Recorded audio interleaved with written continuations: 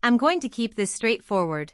You're looking at a laptop that's being pitched as a creator-designer gamer hybrid, and you want to know if the price tag actually translates into real-world value.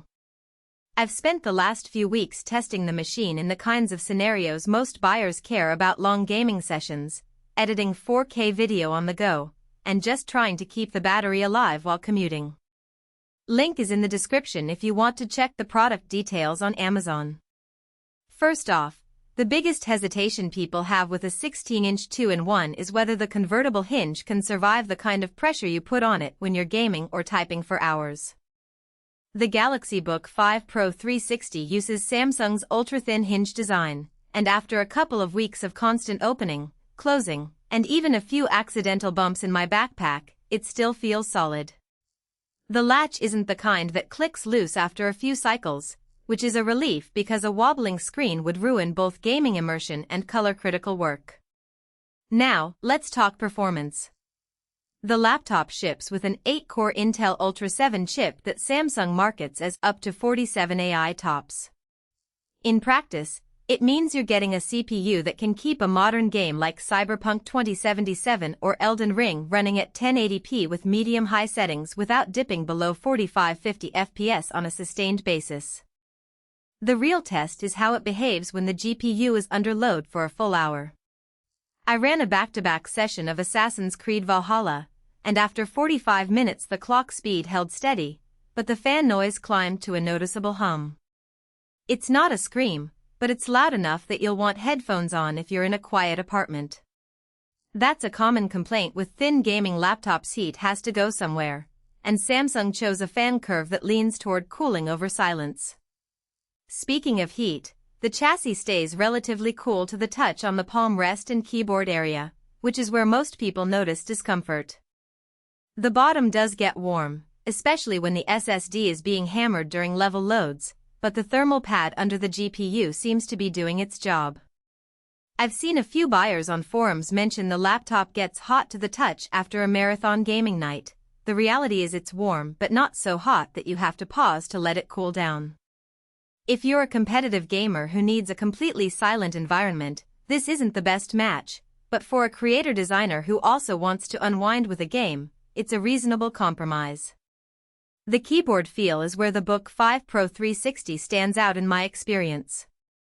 Samsung equipped it with a backlit scissor-type mechanism that gives you a decent amount of travel without the clicky clatter of a mechanical board. For long typing sessions, whether you're writing code, drafting a script, or chatting in Discord while you game, the keys feel responsive and don't develop dead spots. Some reviewers have noted the lack of a dedicated gaming mode macro row, which means you won't get those extra programmable keys that esports-focused laptops boast. If you rely heavily on key bindings, you'll need to map them in software instead. Battery life is another pain point for many hybrids. Samsung advertises a 73 Wh battery, and in a mixed-use test half the day on Office apps, half on a 1080p game, the device lasted about 6 hours before I needed to plug back in. That's a lot less than the 12-hour numbers you see on Ultrabooks that don't have a discrete GPU. The reality is you're paying for performance, and the trade-off is you'll need to be near a charger for longer gaming sessions.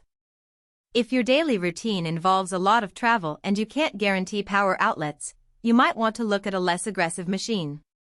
The display is where the Pro label earns its keep. Samsung's 16-inch 28801800 panel hits a 120 Hz refresh rate and covers 120% of the DCI-P3 color space. In everyday use, colors look vivid and the higher refresh rate makes mouse movement feel buttery in both games and design software.